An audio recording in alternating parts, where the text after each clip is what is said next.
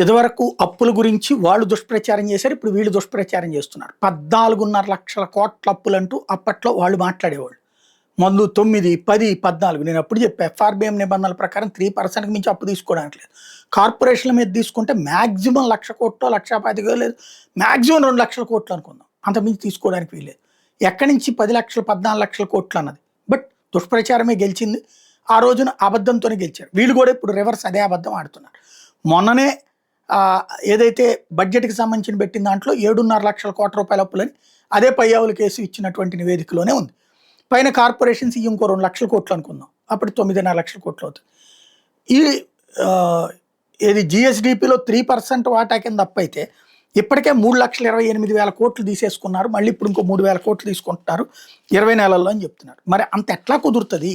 ఎలా కుదురుతుందో వైసీపీ చెప్పాలి అక్కడ.